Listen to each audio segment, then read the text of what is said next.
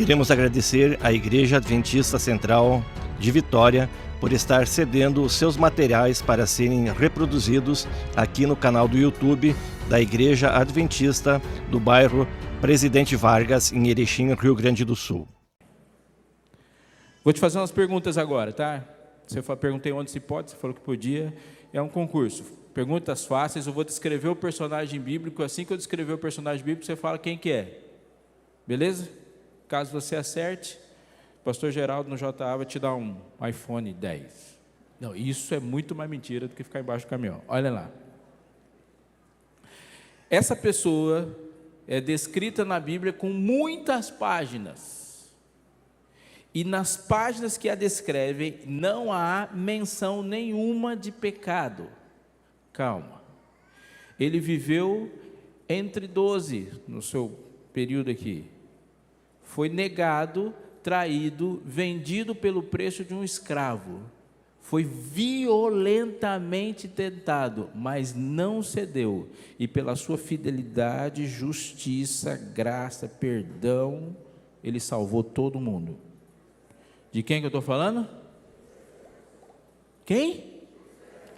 José ou Jesus? Jesus. Eu estou falando de José ou de Jesus? Tá, vocês estão muito confusos. Vou fazer a próxima pergunta. Essa pessoa, ele é descrito como extraordinariamente belo, e depois do trono, ele é o maior de todos. Só que um dia ele começou a olhar para si, olhar para o trono, olhar para si, olhar para o trono, e falou: acho que eu tinha que estar lá, não aqui. Então ele não apenas tenta tomar o trono, como ele tenta convencer uma parte significativa do reino contra isso. Mas o final da sua história é trágico. De quem que eu estou falando? Absalão. Por que Satanás? Vocês estão muito confusos. Vou falar de outro. Ele nasceu de um nascimento miraculoso. O anjo apareceu para sua mãe, que não tinha nenhuma possibilidade de ter filhos, nenhuma, e olha para ela assim, ó: o Senhor agirá sobre ti, porque não há coisas impossíveis para Deus. Ela fala: você vai ter um filho. E esse filho cresce, ele é o filho da promessa, e neste menino, está concentrado o plano da salvação, nas costas dele, porque se esse menino não existe, não há plano da salvação. Um dia, um pouco final da sua história, ou numa parte significativa da sua história, ele sobe o monte, com um madeiro nas costas, para lá em cima do monte, dizer para o mundo, e o mundo entendeu o que é salvação. De quem que estou falando? Jesus ou Isaac? Ah, gente, está louco. A última. Ele olhou para Deus, ouviu a voz de Deus, e quando essa pessoa ouviu a voz de Deus, falou: quero saber de Deus não, quem manda aqui sou eu. Ele é responsável por oprimir, espizinhar, tornar a vida do povo de Deus um inferno. Essa pessoa. Mas Deus fala assim: eu vou agir. E quando Deus prometeu que ia tirar o povo do lugar onde esse povo está oprimido, Ele vai agir para não fazer isso. Só que Deus redime. Só que um pouco antes da redenção, Deus manda pragas. Ele vê, e no final da história ele admite: Deus, você está certo. Só que depois que ele fala que você está certo e vê o que ele perdeu, ele vai atrás. E aí morre. De quem que eu estou falando? Satanás. Você já entendeu, né? Vou explicar rapidinho para você o que é isso. Todo autor se confunde com a sua obra. Ontem eu falei aqui, por exemplo, de William Shakespeare. Você pode ler o Hamlet, depois você lê Romeu e Julieta. Na próxima vez que você ler um livro de William Shakespeare, não precisa colocar William Shakespeare na capa, que você vai entender que foi ele que escreveu. Ele tem um jeitão de fazer as coisas. Você pega um quadro, uma obra de Da Vinci, você pegou a primeira, a segunda, na terceira você já sabe que foi Da Vinci. Quando você olha para a Bíblia, você lê Romanos, depois você lê Coríntios, depois você lê Gálatas. Quando você chegar em Efésios, você sabe, isso aqui foi Paulo. A gente fala que Paulo escreveu Hebreus, não tem lá o autor de Hebreus, mas você olha assim e fala, isso aqui é teologia paulina, é o jeito dele. Você lê o Evangelho de João, lê o 1º, 2º, 3º João, quando você lê Apocalipse, está lá o verbo, só João faz isso, isso aqui foi João. Todo autor deixa marcas de si nas suas próprias obras, você faz isso. Não sei que profissional você é, mas as pessoas conhecem o seu nível profissional e conhecem o seu jeito de fazer as coisas pelas marcas que você deixa nas coisas que você produz. Fazemos assim com os nossos filhos. Nossos filhos às vezes falam frases que a gente detesta, porque são frases que nós não gostaríamos de ter falado, eles estão falando. Não é assim com você, sim ou não? Por favor, não se esqueça do que eu vou te dizer agora. Todos os dias você decide quem escreverá a sua história.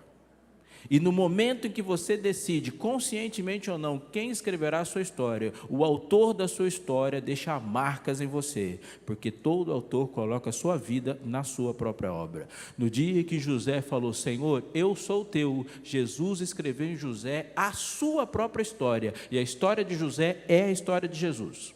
Como a história de Isaac é a história de Jesus, como Sansão teve, no momento da promessa do seu nascimento, a oportunidade de permitir que na história de Sansão fosse a história de Jesus, porque a história de Sansão começa como começou a história de José, como começou a história de Isaac, e como deveria começar a minha e a sua. E quando Sansão falou, não vai ser assim, Satanás pegou a caneta e continuou escrevendo.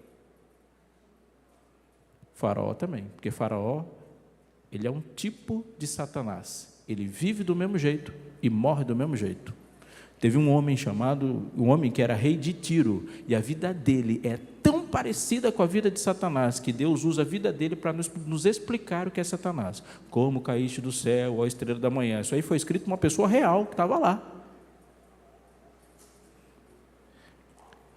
Meu irmão, minha irmã, isso é tão fundamentalmente importante, que isso responde uma das perguntas mais importantes da vida de um ser humano. Ontem eu falei uma para você, qual que é a pergunta mais importante da sua vida? Você já falou para alguém que ama hoje? Sim ou não? Fala isso, se você tiver oportunidade. Hoje eu vou falar para você de uma pergunta importante, extremamente importante na vida de um ser humano. E a pergunta é simples: quem é você? Quem é você? É a pergunta mais importante que podemos responder diante do mundo para terminar a obra. Quem é você? Quem somos nós? Isso é uma pergunta radicalmente importante. E se eu abrir a minha Bíblia, eu convido você a abrir a sua Bíblia, a resposta a ela começa com algo tremendo, real, e você deve decorar esse texto, grifar esse texto, tuitar esse texto, bordar em um pano de prato. Será que alguém faz isso? Gênesis capítulo 1, verso 26. Gênesis 1, 26. É o texto mais fácil de achar de hoje. Se você achou, diga achei. E diz assim, também disse Deus, façamos o homem como? A nossa imagem conforme a nossa semelhança. Isso significa algumas coisas fundamentais para você. Primeiro, é possível identificar uma imagem de Deus? Sim, ele diz, façamos o homem à nossa imagem. Significa que Jesus tem nariz, olhos e boca? Que ele sorri? Isso é muito mais do que isso. Muito mais. Quando ele disse, façamos o homem à nossa imagem e semelhança, ele estabelecendo uma semelhança, ele está estabelecendo a imagem, ele está estabelecendo profundo e radicalmente um propósito. E aí, garoto? Vai se acostumando com esse lugar aí. Nasceu o evangelista aí, Façamos o homem à nossa imagem, conforme a nossa semelhança e propósito. Então, olha para mim, atente que eu vou te dizer. Você é um ser criado. Se você crê, diga amém. Se você é um ser criado, você não se define. Entende?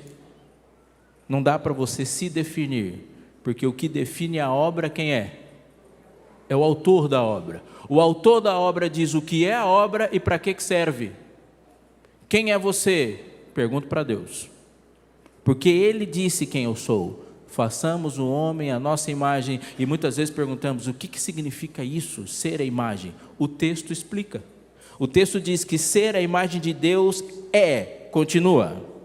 Façamos também o homem à nossa imagem, conforme a nossa semelhança, tenha ele, o que está escrito aí? Domínio.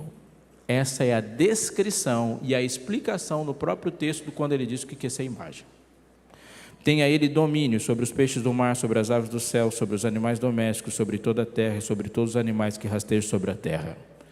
Pergunto, você tem domínio sobre tudo isso? Não temos. Se você me ver pescando, você vai perceber que eu não tenho nenhum domínio sobre os peixes do mar. Mas Jesus tinha. Jesus falava, Pedro, joga a rede do outro lado. Pedro joga a rede do outro lado, o que acontece? Aquele monte de peixe.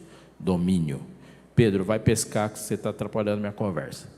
Aí Pedro foi pescar. Quando ele voltou da pescaria, Jesus sabia o peixe que tinha engolido a moeda que estava no rio que Pedro ia pescar.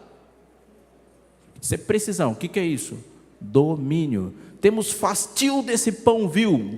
Viraram a mesa. Eu quero cordonizes. Estão indo aí, ó. Temos fastio desse pão vil. Lá vem um monte de cobra. Domínio sobre as aves do céu, sobre todo animal que rasteja. Deus em Jesus Cristo tem domínio completo sobre o mar, não apenas sobre o peixe do mar. Mestre, não te importa que pereçamos?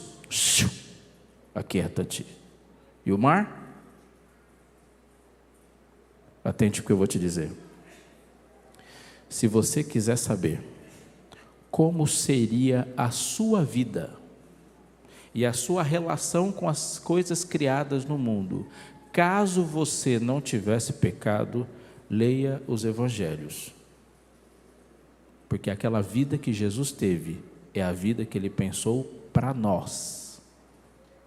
Aquela relação de poder e domínio que Jesus teve é a que Ele pensou para nós. Jesus é o segundo Adão.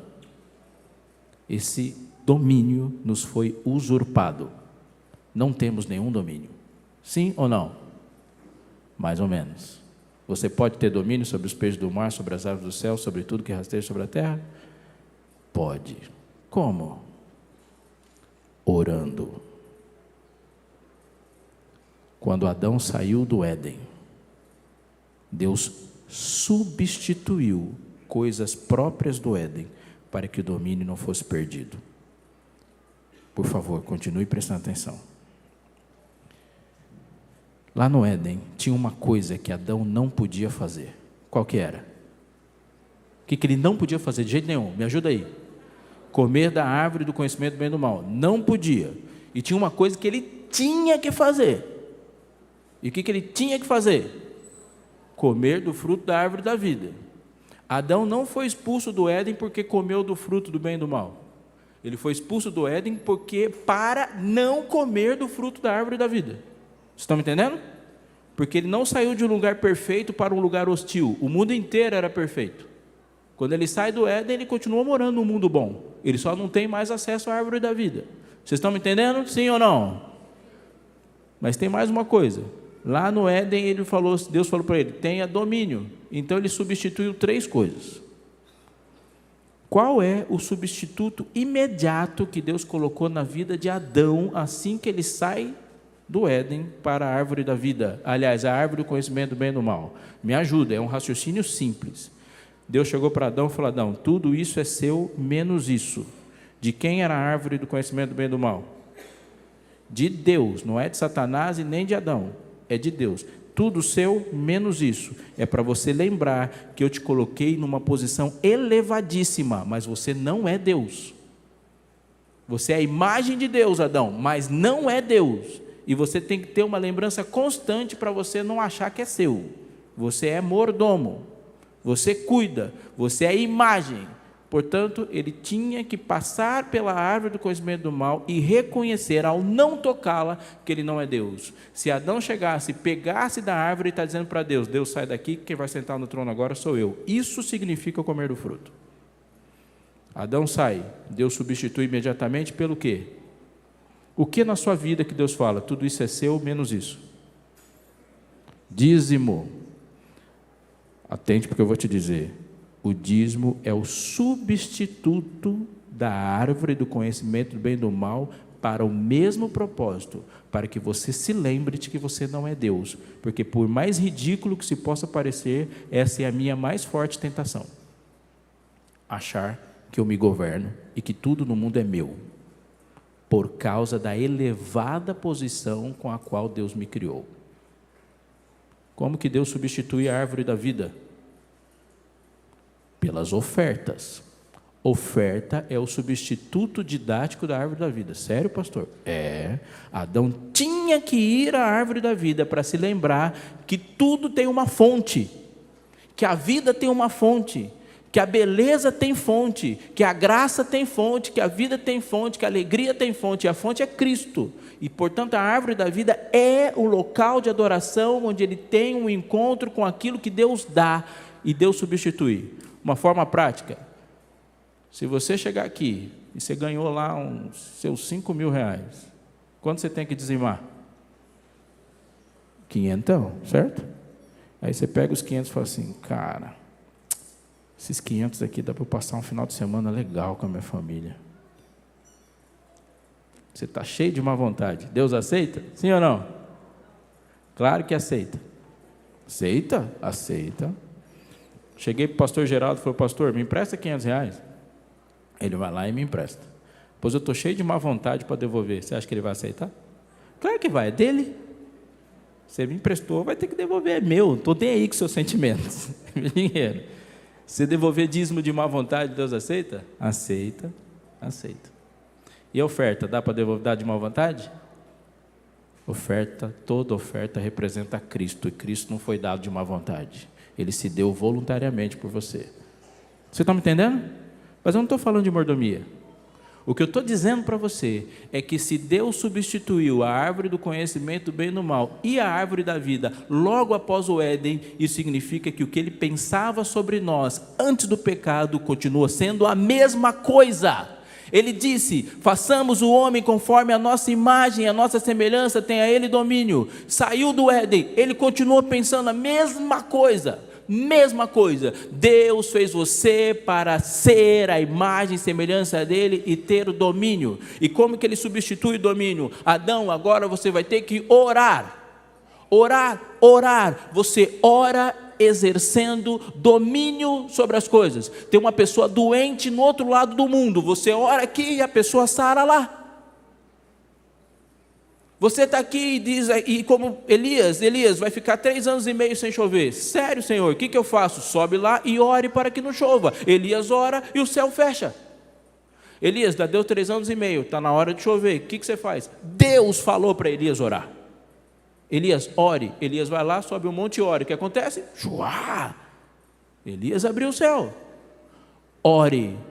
Josué orou. Puf, parou o sol.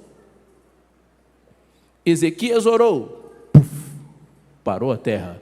Você ora e a chuva cai, e a chuva não cai, e os montes se movem do lugar. Não foi isso? Não foi eu que inventei essa frase, não. Quem falou isso foi Jesus.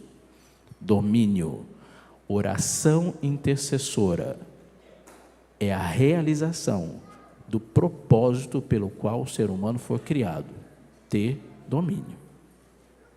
Adão não orava como nós oramos, ele conversava diretamente com Deus. Nós, conforme fomos nos afastando do Éden, Deus foi criando mecanismos para que o nosso domínio não fosse perdido. E nós vivemos em um mundo em conflito neste domínio. Você entendeu? Sim ou não? Vá para o livro de Daniel, capítulo 7, verso 27. Daniel 7, 27. O livro de Daniel fala de um juízo. Vou ler o 26 porque dá um contexto bom. E fala de um momento decisivo na história do mundo, da história do universo. E no capítulo 26 diz assim: mas depois se assentará o tribunal para lhe tirar o domínio usurpador, para destruir e o consumir até o fim. Olha o que diz o versículo 27: o reino e o domínio e a majestade dos reinos debaixo de todo o céu serão dados para quem?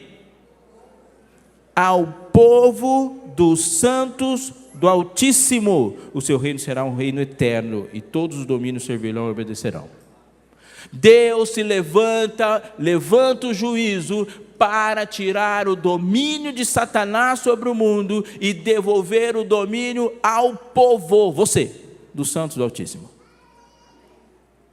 Domínio, isto é ser imagem e semelhança de Deus. Quais são as implicações práticas disso? Eu disse que Deus substituiu a árvore do conhecimento do bem e do mal, da vida. Ele nos colocou oração, mas tem algo fundamental que Ele coloca em nós: dons. Por favor, atente para isso. Livro de Isaías, capítulo 43.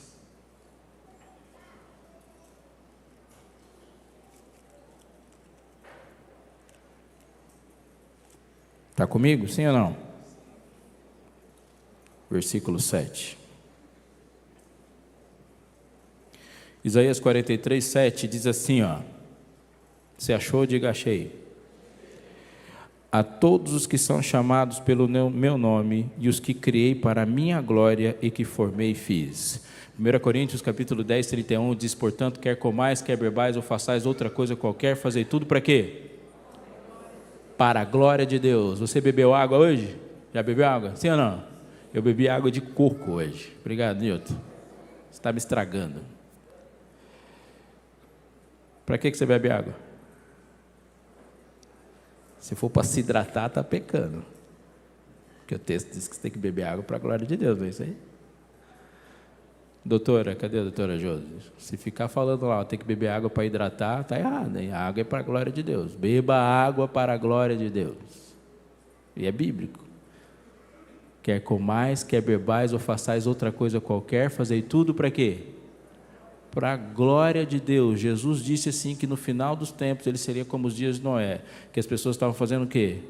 Comiam, bebiam, casavam-se e davam os casamentos. Qual que é o problema disso? Comer, beber, casar?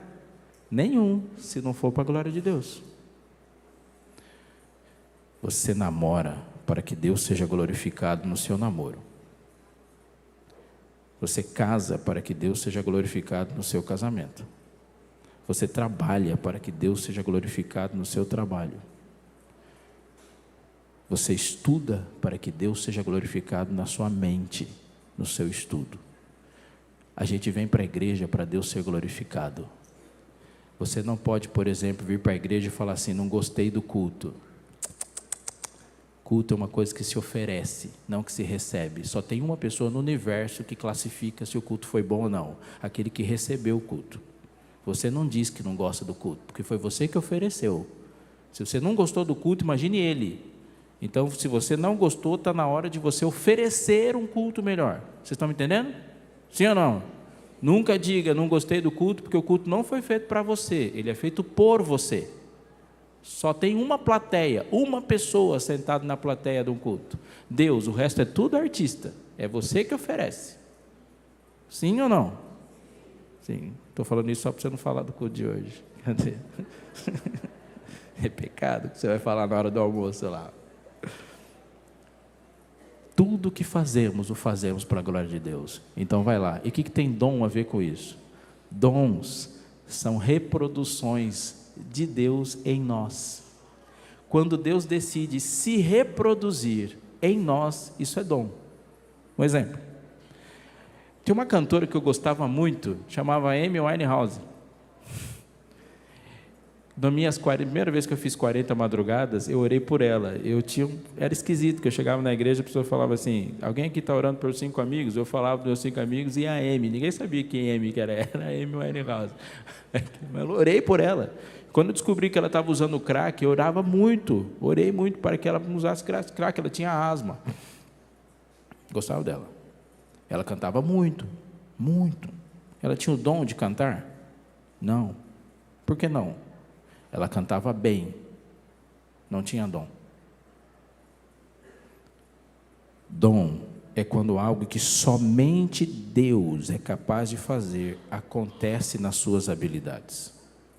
Cantar bem e ter dom de cantar não é a mesma coisa. Alguém ouviu a Amy cantar e falava, uau, canta muito. Nunca vi alguém falando assim, ouvi a Amy Winehouse cantando e encontrei Jesus. Isso nunca aconteceu. Eu posso cantar maravilhosamente bem e você sair daqui do jeito que veio. E tem gente que pode cantar muito menos do que muita gente talentosa e você tem um encontro com Jesus. Isso é dom, só Deus é capaz de fazer isso, não são habilidades. Já ouviu o Barack Obama falando? Ele com o microfone na mão é impressionante, impressionante. Um dom de oratória absurdo, como muitos outros, como Hitler tinha. Um dom de oratória extraordinário, conseguiu convencer uma nação inteira de alguns absurdos. Tem algumas pessoas aqui no Brasil que também conseguem fazer isso. Tem uns dons e conseguem convencer a gente a fazer uns negócios absurdos. Mas ninguém fala assim, ouvi o Barack Obama pregando e Jesus falou comigo. Nunca ouvi ninguém falando isso.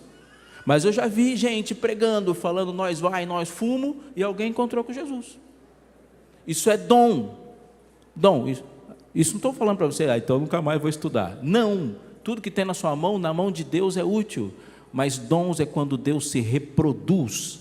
Ele se reproduz em nós. É Ele colocando em você a sua imagem. A pessoa olha para você e fala, você não é capaz de fazer isso, é Deus que faz. Portanto, glorificar a Deus é quando alguém te ofende e você fala, eu vou perdoar você. E o planeta olha para você e fala assim, você vai perdoar? Isso é imperdoável. E o mundo inteiro sabe que não foi você que perdoou. Deus é em você. É quando você olha para alguém que não merece amor e ama, e o mundo fala, você não é capaz de fazer isso. Os seres humanos não fazem isso. Mas você fez. E Deus é glorificado. Quando nós nos dispomos a ser aquilo que Deus nos chamou para ser. A vida em Cristo, em sintonia com o céu, não é fazer, não é ter, é ser. Portanto, o que Deus está fazendo na sua vida hoje é retirando tudo que não é imagem e colocando de novo tudo que é. Você foi criado para ter domínio. Somos filhos de um rei e filhos de um rei são príncipes. Simples assim. Eu preciso te dizer mais uma coisa. Eu vou dar um exemplo. Bom, você sabe. Há uma cena de julgamento no livro de Jó. Vocês conhecem a história de Jó? Quem conhece, levanta a mão, porque daí eu não preciso ler. Se você não conhece, confia em mim, o que eu vou falar está lá. Vieram os filhos de Deus, se apresentasse diante deles, veio também Jó. É uma cena de julgamento que está ali, concorda comigo? Na cena de julgamento, tem um acusador, é o mais fácil de identificar. Quem é o acusador lá? Satanás, que apareceu lá porque ele usurpou o domínio, porque era para Adão aparecer lá. E tem as testemunhas. Quem são as testemunhas? Os filhos de Deus que estão lá assistindo a história. E tem o acusado. Quem é o acusado? Deus. Satanás não acusa Jó. Ele nem fala de Jó. Quem fala de Jó é Deus. Não é isso que está lá no texto? Viste meu servo Jó? Satanás não fala de Jó, ele não acusa Jó. Deus que põe Jó. Porque Deus é o acusado.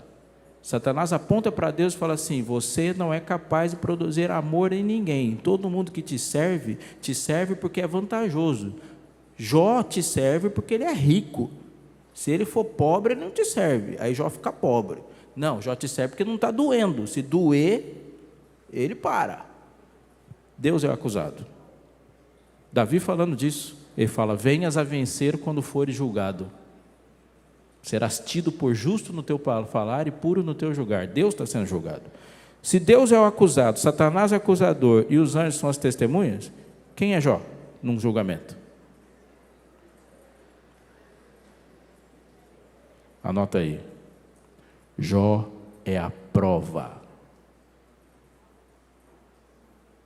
Quando Deus é acusado, ele fala: eu vou provar. Jó é a prova. E por que Deus põe Jó no meio daquela bagunça? Porque Deus fez Jó para ser conhecido. Deus fez você para que ele fosse conhecido. Deus criou você para que o seu caráter fosse mais plenamente conhecido. Este é o propósito e a razão da sua existência. Deus não fez você para ficar por aí andando atrás de felicidade, porque você só vai encontrar felicidade na realização do propósito da sua vida. Deus ser glorificado e conhecido por você. Pergunta é: por quem? Livro de Efésios, capítulo 3, verso 10.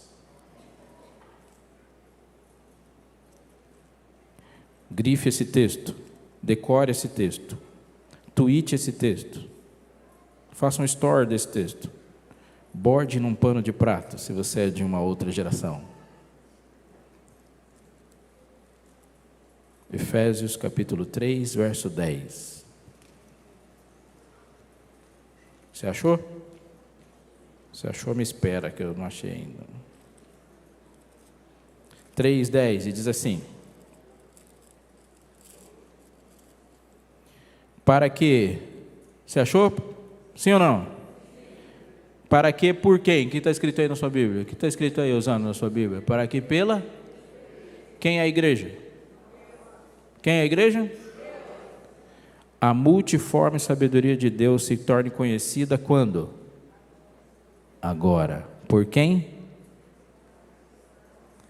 Por dos principados e potestades, onde? Você hoje está pregando com a sua vida para o universo todo. Como que você está pregando? Sendo a imagem de Deus. Deus criou você para que o universo o conhecesse melhor. E se você fosse um navegante espacial e chegasse até o Éden com a intenção, ou a terra, com a intenção de conhecer a Deus, e quisesse perguntar: como que eu faço para conhecer a Deus? Você ouviria a resposta: vai lá falar com Adão, porque ele é a imagem de Deus. Imagem de Deus em tudo. Pastor, quer dizer que eu tenho que me parecer com Deus? Você foi feito para isso. Preciso dizer algumas coisas agora antes de terminar. Se tudo que eu sei sobre você eu soubesse olhando para o seu carro,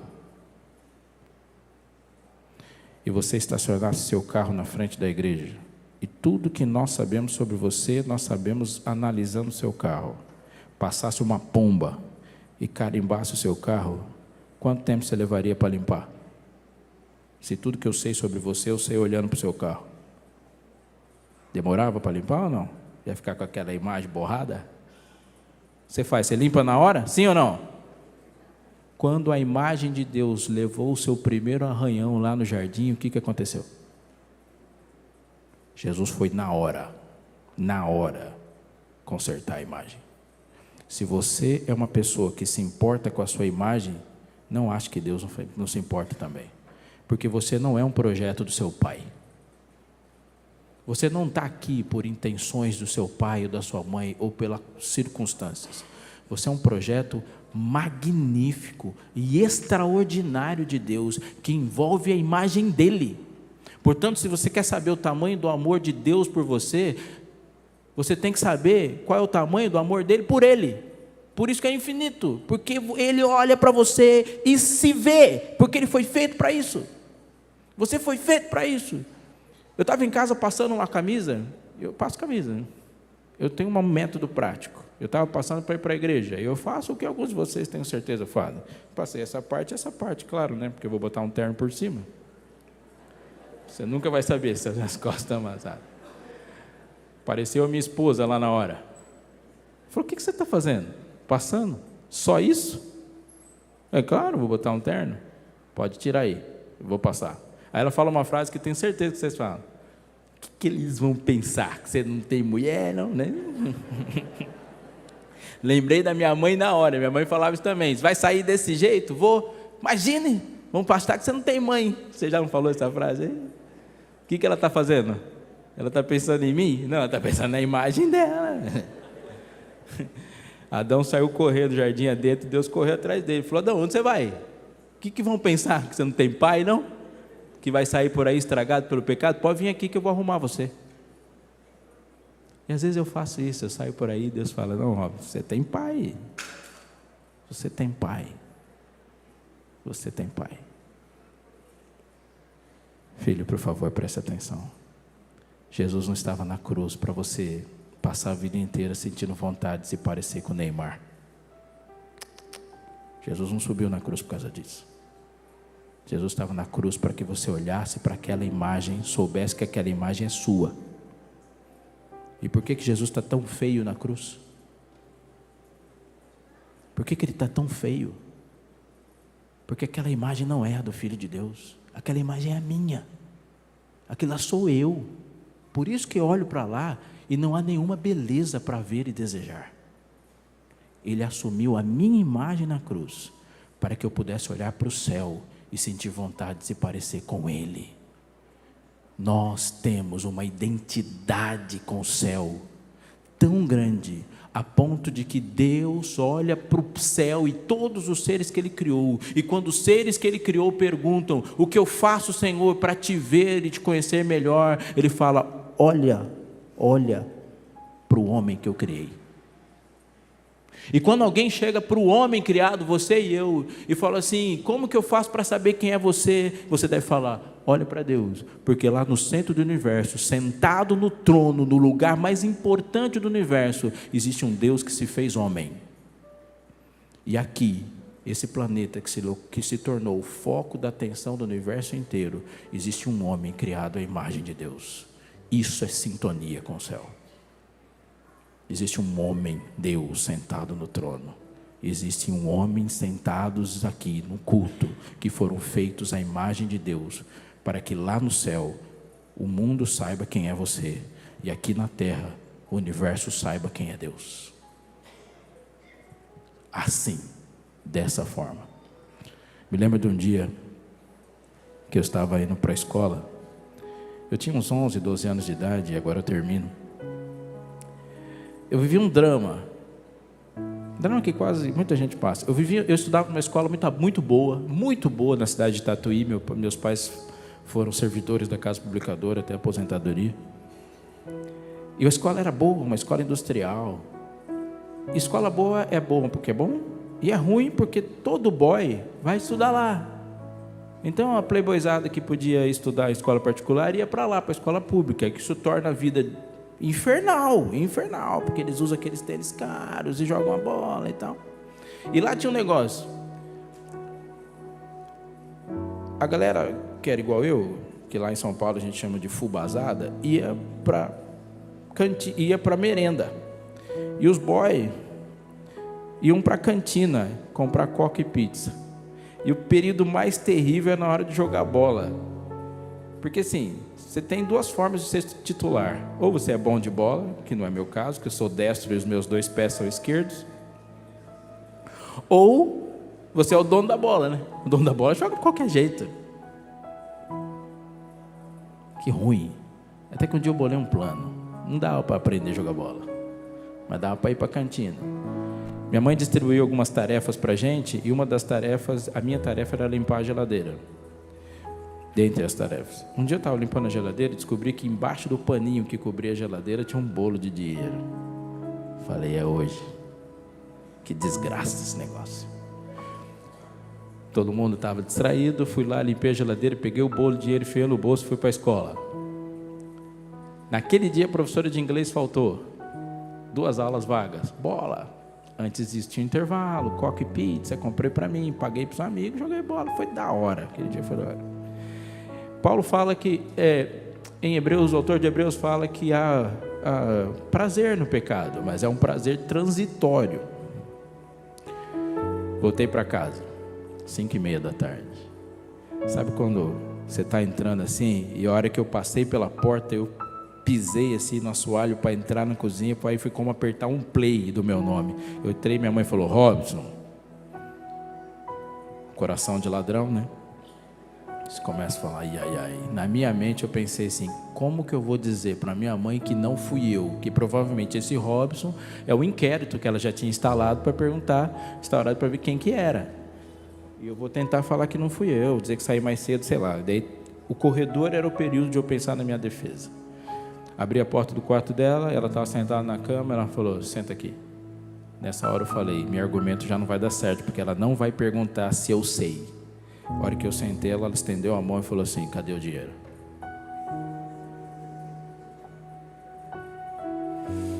Não deu tempo. Fiei a mão no bolso, tirei um troco, sobrou bastante dinheiro, porque era bastante dinheiro. Um monte de dinheiro amassado, coloquei na mão dela, ela contou lentamente, eu pensei, o que eu posso fazer para dizer alguma forma de eu não apanhar? Sabe essa discussão que rola aí, da lei da palmada? Essa discussão nunca chegou em casa. Isso aqui... Falei, o que eu faço para não apanhar? Ela olhou para mim, contou o dinheiro e falou assim, esse dinheiro aqui era o dinheiro do gás. Eu sabia que o gás ia acabar hoje. Então eu peguei o dinheiro, deixei lá, para de manhã comprar o gás. Seus irmãos estão aí, ó. Porque eles chegaram da escola de manhã e não tinha almoço. A essa altura eu já não estava pensando se eu ia apanhar ou não. Eu estava desejando apanhar. Porque eu peguei o dinheiro do gás e deixei todo mundo sem comida. Ela contou o dinheiro e desprezou o dinheiro. Jogou o dinheiro para o lado. Olhou no meu rosto e disse a frase mais teológica que eu já ouvi da minha mãe. Uma compreensão de Bíblia que eu tive. Ela falou assim, Robson, eu não criei você para isso. E desabou a chorar. Chorou. Eu vi minha mãe chorar daquele jeito pouquíssimas vezes, dá para contar numa mão. Ela chorou convulsivamente no dia que meu tio levou um tiro e morreu. Ela chorou daquele jeito do dia que a minha avó morreu. Ela chorou daquele jeito no dia que meu pai morreu.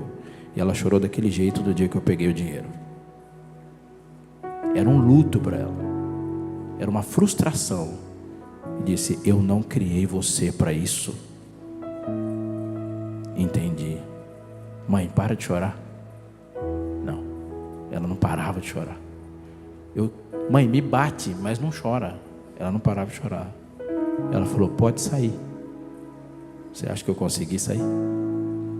Filho, se você não for prestar atenção e não prestou atenção em nada do que eu disse, atente para isso. Deus não criou você para ser jogador de videogame. Deus não criou você para ficar parado na frente do computador enquanto o mundo desaba. Deus não criou você para ficar assistindo televisão, para ficar na frente do seu celular, querendo que as pessoas vivam por curtidas.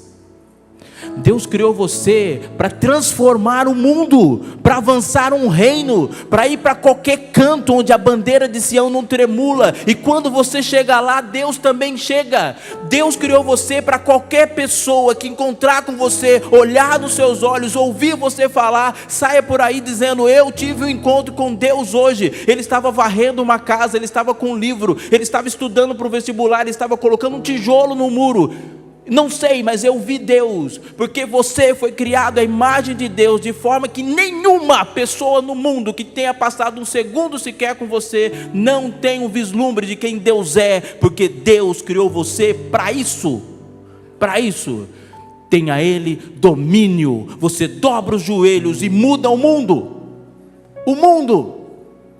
Você decide entrar no seu quarto, abrir a boca, e na hora que você fala, Pai, você está dizendo uma frase que nenhum ser criado no história, no universo inteiro fala. Abra sua Bíblia, leia ela de Gênesis 1, Apocalipse 22, procure um anjo sequer chamando Deus de Pai. Ninguém fala isso, ninguém. Nós achamos que nós vamos chegar no céu e correr atrás de um monte de gente perguntando isso, aquilo. Não, a Bíblia não descreve isso. No dia que você chegar no céu, o universo vai correr atrás de você para saber o que é isso, viver nesse planeta sujo, podre, caótico e ser a imagem de Deus nele. Para que os homens vejam as vossas boas obras, vejam e glorifiquem o vosso Pai que está nos céus. E vi outro anjo voando pelo meio do céu, tendo o evangelho eterno para pregar a todos que se assentam sobre a terra. E o evangelho é: temei a Deus e dai-lhe glória. Como? Vendo as vossas boas obras e glorificando o vosso Pai que está nos céus. Deus não estava na cruz para que você sentisse vontade de andar de Nike por aí. Deus estava na cruz para que os homens sentissem vontade de ser iguais a você. Ele não fez você por esse monte de coisa que sentimos vontade. Ele fez você de uma forma tão elevada que nem no seu sonho mais louco você tinha pensado nisso. Eu quero orar com você e por você. E na minha oração eu quero colocar uma frase, e você vai ter que ter ousadia para colocar na sua também. Eu quero colocar a frase mais impressionante do livro de Atos. Um dia, Pedro e João estavam na escadaria do templo. E um necessitado mendigo chegou para eles e falou: você tem uma esmola? O que Pedro falou para eles? Eu não tenho prata e nem ouro, mas o que eu tenho, te dou em nome de Jesus Cristo, levanta. Mas sabe o que Pedro falou antes? Pedro olhou para ele no capítulo 3 e disse: Pedro, fitando juntamente com João, disse: olha para nós. Olha para nós. Aquele rapaz ajoelhado, sentado, mendigando, levantou os olhos e olhou para Pedro. O que ele viu? Ele viu Jesus. Eu não tenho prata nem ouro, mas eu tenho a imagem de Deus para você. Olha para nós. Eu vou orar pedindo para que você nunca mais na sua vida diga uma frase que nós nos acostumamos a dizer, mas ela é um absurdo, é uma bizarrice. Quando você entrar na igreja, não olhe para as pessoas, olhe para Jesus. Nunca diga isso, porque se você entrar numa igreja e não ver Jesus nas pessoas, você não vai ver Jesus. Porque Jesus nesse planeta é visto através dos seus. Como que você foi feito à imagem e semelhança de Deus e diga que as pessoas não olhar para você? Quando eu entrei nessa igreja aqui, eu vi Jesus olhando para você. E Deus fala: deu certo. Quando você entrar numa igreja, você diz: olha para nós. Se alguém fala assim: eu não sei qual é o caminho, olha para nós. Você tem coragem de dizer isso? Diga. Você está indo para o céu? Sim ou não? Onde você vai estar daqui 500 anos? Onde você vai estar daqui 500 anos? Está com medinho? Onde você vai estar daqui 500 anos? Céu. Daqui 100 anos? 50 anos? Céu. Agora só os adventistas continuam respondendo, que estão esperando Jesus voltar dos seus dias. Onde você vai estar daqui 10 anos? Então, se eu tiver 2 neurônios só funcionando, eu só seguir você. Você vai estar no céu nos próximos anos? Sim ou não? Então você pode dizer para qualquer pessoa: me segue. Que quem quer ir para o céu tem que seguir você. Você vai chegar lá, eles chegam junto. Olha para nós. Você vai dizer essa frase também? Sim ou não? Então fique em pé, por favor. Senhor, nosso Deus, nosso Pai, Tu és extraordinário, gigantesco, justo, puro, reto, santo, magnífico em poder, indescritível. Mas pelo sangue de Jesus a gente começa uma oração te chamando de Pai. Que delícia falar isso. Pai nosso. Louvado seja o Teu nome, Senhor, pelos Teus santos e elevados propósitos. O Senhor nos deu um nome, uma identidade elevadíssima, ser a Tua imagem. E aqui estamos, Senhor, para dizer para Ti, para que em nome de Jesus faça uma coisa em nós. Entre, Senhor, coração adentro, vai pisando fundo, e vai tirando dele, Senhor, tudo aquilo que ainda insiste em ocupar espaço e não foi o Senhor que colocou. Vai jogando para fora, Pai, de modo que quando o Senhor terminar, só tenha a tua imagem aqui. Nós queremos, Senhor, nos entristecer pelas mesmas razões que o Senhor se entristece, e nos alegrar pelas mesmas coisas que o Senhor se alegra. Queremos chorar pelas mesmas coisas que o Senhor chora, e dizer as palavras que o Senhor fala. Queremos, Senhor, ser o teu olhar, a tua mão, a tua voz para o mundo que precisa te conhecer. Pai querido, dentre as surpresas que as pessoas esperam ter no céu, que cada pessoa que nos vir sorrir, no dia que olhar para o Senhor e o Senhor sorrir, elas possam reconhecer que esse sorriso já foi dado para elas aqui. Quando elas te abraçarem, Senhor, lá no céu, que elas possam se lembrar dos abraços que nós demos nelas aqui e o Senhor as tocou. Senhor, quando a sua voz for ouvida no céu, que as pessoas reconheçam que foi a voz que elas ouviram pelo teu povo aqui. Somos teus, somos a tua imagem. Restaura, Senhor, que tenhamos a coragem de passar pela porta dessa igreja, de enfrentar o mundo dia a dia, olhando para todos os que precisam de ti e dizer: olha para nós, sigam-me. Que esse seja um alvo, uma realidade, um propósito desta igreja aqui, em nome de Jesus. Amém.